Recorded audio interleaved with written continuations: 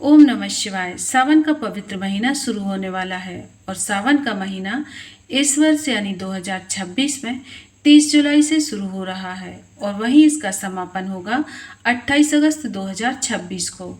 तो आज की वीडियो में हम जानेंगे कि सावन के पूरे महीने में व्रत कैसे किए जाते हैं और व्रत का उद्यापन कैसे किया जाता है। साथ ही यह भी जानेंगे कि सावन के सोमवार के व्रत कैसे किए जाते हैं। तो देखिए, सावन के महीने में पूरा महीना व्रत किया जाता है। कुछ लोग तो पूरे महीने व्रत रखते हैं और कुछ लोग सावन के जो सोमवार आते हैं उस दिन व्रत रखते हैं। तो देखिए, सावन के जो व्रत हैं वह 3 तरीके से किए जाते हैं। पहला जो तरीका होता है वह यह है कि सावन के व्रत फलाहार किए जाते हैं। कुछ लोग फलाहार व्रत करते हैं और जो फलाहार व्रत करेंगे तो उसमें सिर्फ फल खाने होते हैं और उसमें अन्न और नमक बिल्कुल भी नहीं खाना होता।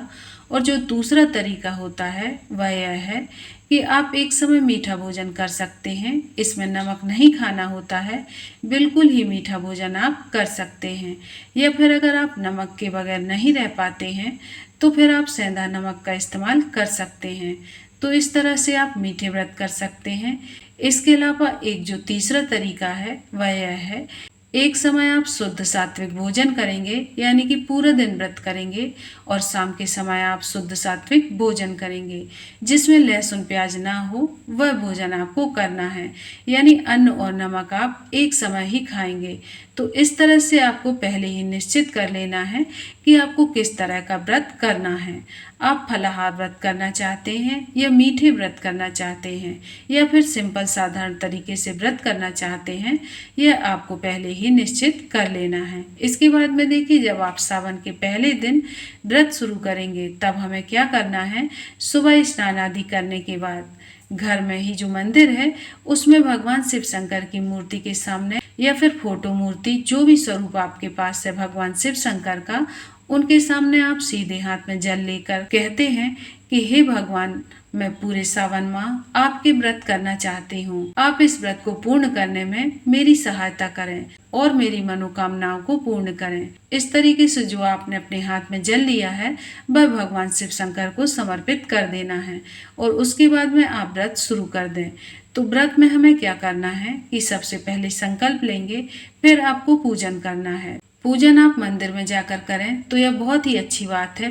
पूरे सावन के महीने में जब हम मंदिर में जाकर पूजन करते हैं और भगवान शिव शंकर को जल अर्पित करते हैं, जल समर्पित करते हैं, तो इससे बहुत ही हमें शुभ फलों की प्राप्ति होती है। लेकिन अगर आप मंदिर नहीं जा पाते हैं, आपके पास में इतना समय नहीं है या फिर मंदिर पास में ना हो, तो फिर ऐसे में आप घर पर ही बहुत सरल तरीके से पूजन कर सकते हैं। घर पर ही भगवान शिव शंकर का पूजन करें। पूजन के बाद आप दिन में दूध, चाय या फिर फल ले सकते हैं। शाम के समय आपको एक समय भोजन करना है और भोजन करने से पहले भगवान शंकर का पूजन करें, दीपक प्रज्वलित करें और बड़े ही प्रेम पूर्वक आरती करें। भगवान शिव शंकर का पूजन करने के बाद उसके बाद में जो आपने अपने लिए खाना बनाया है उसका भोग समर्पित कीजिए और फिर आप भोजन ग्रहण कीजिए। तो भोजन आपको क्या ग्रहण करना है तो मैंने पहले ही बता दिया है कि अगर आप फलाहार व्रत करना चाहते हैं तो फिर आपको फलों का भोजन करना है, फल खाने हैं। और अगर आप मीठा व्रत करना चाहते हैं तो फिर आपको मीठा खाना है। जैसे आप लड्डू खा सकते हैं, चूरमा खा सकते हैं, कोई भी मीठा आप खा सकते हैं। नमक मीठे व्रत में नहीं पाए जाते हैं। और अगर आप सिंपल साधारण व्रत करते हैं तो फिर आप घर में जो शुद्ध सात्विक भोजन बनता है बगैर लहसुन प्याज का, वह आप ग्रहण कर सकते हैं। इस तरह से आपको एक समय भोजन कर लेना है। पूरा महीना हमें इसी तरीके से व्रत करना है। और सावन के सोमवार के जो व्रत करते हैं ना, वह भी इसी विधि से व्रत करते हैं। यानी कि सावन के सोमवार में भी पहले से ही आपको निश्चित कर लेना होगा कि आप फलाहार से व्रत करेंगे, मीठे व्रत करेंगे या फिर सिंपल साधारण व्रत करेंगे। उसी के हिसाब से एक समय आपको भोजन करना है। और सावन में जब आप व्रत करेंगे तो आप सोमवार के व्रत करें या फिर पूरे सावन के व्रत करें, आपको उड़द की दाल बिल्कुल भी नहीं खानी है, मूली बिल्कुल भी नहीं खानी है और साथ में ही देखिए कढ़ी भी नहीं खानी है। आपको बिल्कुल भी सावन के महीने में कढ़ी निषेध मानी जाती है। और सावन के महीने में जब भी आप भगवान शंकर का पूजन करें तो बेलपत्र जरूर से ही अर्पित करें। आप चाहें तो एक बेलपत्र चढ़ाएं, लेकिन बेलपत्र जरूर ही चढ़ाएं, क्योंकि अगर सावन में सिर्फ एक लोटा जल और बेलपत्र भी हम चढ़ाते हैं तो इससे भी भगवान शिव शंकर अति प्रसन्न होते हैं और मनोकामनाओं को अति शीघ्र पूर्ण करते हैं। तो देखिए, भगवान शिव शंकर बहुत ही भोले होते हैं। थोड़ी सी पूजा से, थोड़े से प्रयास से ही प्रसन्न होकर हमारी मनोकामनाओं को पूर्ण कर देते हैं। सावन में हमें भगवान शिव शंकर की पूजा अर्चना जरूर करनी चाहिए, क्योंकि सावन भगवान शिव शंकर को ही समर्पित होता है और सावन में हुई पूजा पाठ का अनंत गुना फल प्राप्त होता है।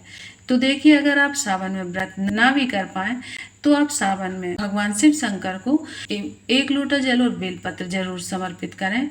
चलिए, तो अब हम जान लेते हैं व्रत के उद्यापन हमें कैसे करना है, यानी सावन माह में जो व्रत किए हैं उनका उद्यापन जो होगा। तो देखिए, जब व्रत आपका पूर्ण हो जाएगा ना, उसके बाद में हमें क्या करना है, सावन का जो आखिरी दिन होगा उस दिन आप पंडित और पंडितानी के जोड़े को घर में बुलाएं। पंडित जी को बुलाकर उन्हें भोजन कराएं, उन्हें वस्त्र दें।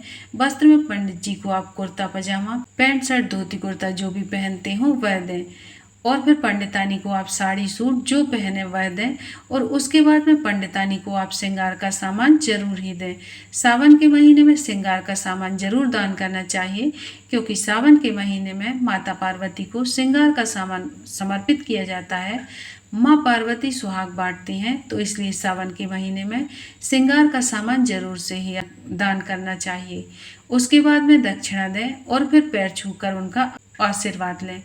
इस तरह से सावन के जो व्रत हैं उनका उद्यापन किया जाता है। तो एक तो यह तरीका है, और अगर आप घर में बुलाकर भोजन नहीं करा पाते हैं तो फिर आप भोजन की जो थाली है, मतलब जो भी आपने बनाया है भोजन, उसे थाली में निकाल लीजिए और फिर पंडित और पंडितानी के कपड़े ले लीजिए, कुछ दक्षिणा रख लीजिए और फिर पंडित और पंडितानी के घर जाकर भी यह दक्षिणा आप दे सकते हैं, या फिर आप खाने का सूखा सामान भी ले सकते हैं। और अगर कुंवारी लड़कियां पूरे सावन का व्रत कर रही हैं तो फिर मंदिर में जाकर भगवान शिव शंकर, माता पार्वती को वस्त्र पहनाती हैं, भोग समर्पित करती हैं और उसके बाद में प्रसाद बांट देती हैं। इसी तरह से कुंवारी लड़कियां उद्यापन करती हैं। अगर कुंवारी लड़कियां वस्त्र भी ना चढ़ा पाएं तो फिर वह जनेऊ चढ़ा सकती हैं। 1.25 किलो या फिर 5.25 किलो प्रसाद बांटें, दक्षिणा चढ़ाएं। इस तरह से कुंवारी लड़कियों का उद्यापन भी हो जाता है। तो इस तरह से सावन माह के व्रत का उद्यापन किया जाता है। सावन माह के व्रत का उद्यापन बहुत ही सरल है, आप इसमें से किसी भी विधि से उद्यापन कर सकते हैं। इसके साथ ही जब सावन के सोमवार आप करते हैं तो उसका भी उद्यापन इसी तरीके से किया जाता है। आखिरी जो सोमवार आएगा उस दिन उद्यापन किया जाएगा। और सावन के महीने में आपको दोनों समय भगवान शिव शंकर के सामने दीपदान जरूर करना है, यानी भगवान शिव शंकर के सामने दिया जलाना जरूरी होता है और आपको भगवान शिव शंकर का पूजन जरूर ही करना है। तो देखिए, सावन के व्रत बहुत ही सरल होते हैं और मनोकामनाओं को अति शीघ्र पूर्ण करते हैं। तो अगर वीडियो आपको पसंद आई हो और आपके लिए थोड़ी सी भी उपयोगी रही हो तो वीडियो को लाइक ज़रूर कर दीजिएगा। पूजा विधि और तीज त्योहार कथा कहानी को देखने के लिए हमारे चैनल प्रियंका धर्म ज्ञान को सब्सक्राइब करना बिल्कुल भी मत भूलिएगा। और भगवान शिव शंकर और माता पार्वती की कृपा आप और आपके परिवार पर सदा सर्वदा बनी रहे। हर हर महादेव। ओम नमः।